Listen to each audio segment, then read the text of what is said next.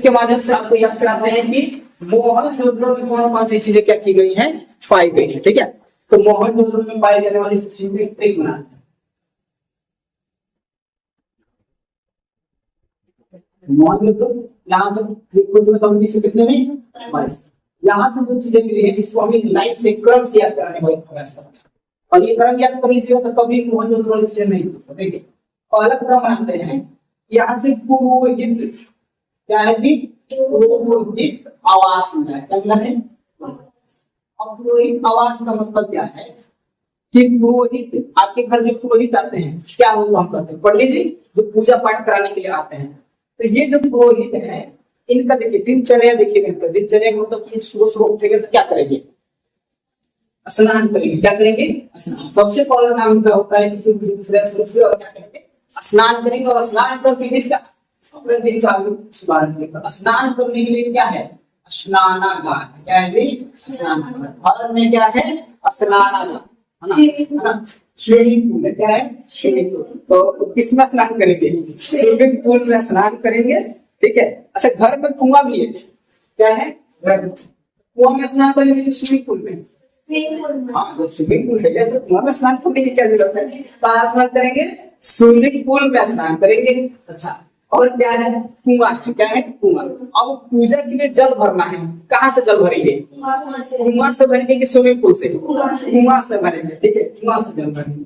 अब जब ये कुआं से जल भरे, पहले स्नान कर लीजिए, है ना। अच्छा, स्नान करके कुआं से जल भर लिए, कुआं से जल भरने से पहले एक चीज याद रखिएगा, स्नान करने के बाद से ये सूती वस्त्र धारण करेंगे। क्या धारण करेंगे, सूती वस्त्र।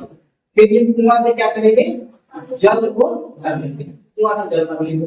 अब क्या करेंगे, चौड़ी सड़क पकड़ करके, क्या करेंगे, चौड़ी सड़क पकड़ करके कहाँ चल देंगे, मंदिर के लिए। मंदिर में है पशुपति शिव, कौन है, पशुपति शिव। पशुपति शिव इसलिए क्योंकि जो इनकी मूर्ति मिली है उसके उनके अगल बगल बहुत सारे पशु उनको घेर के क्या हुए हैं, बैठे हुए नजर आ रहे हैं। जब एनसीईआरटी की पुस्तक अध्ययन करेंगे तो दिखेगा कि बहुत सारे जानवर उनको क्या हुए, ऐसे अगल बगल घेरे। क्या नाम है, पशुपति शिव। तो ये चल दिए कहाँ, पशुपति शिव के मंदिर।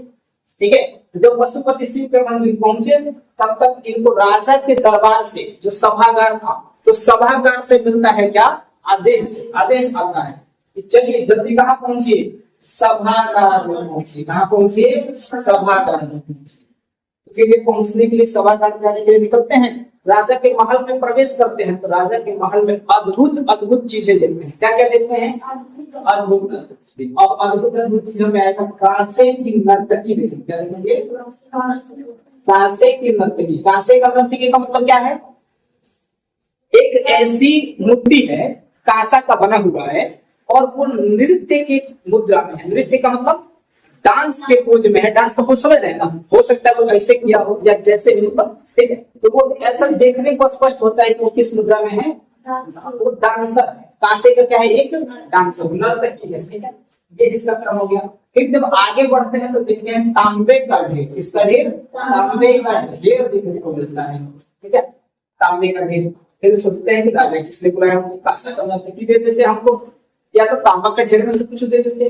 तो फिर जब जाते हैं सभागार में पहुंचते हैं तो राजा कहते हैं देखो अन्नागार में बहुत सारा अनाज पड़ा हुआ है, तो आज का करिए पुरोहित महाराज ये अन्नागार से कुछ अनाज लेकर के अपने घर चले जाइए, है ना।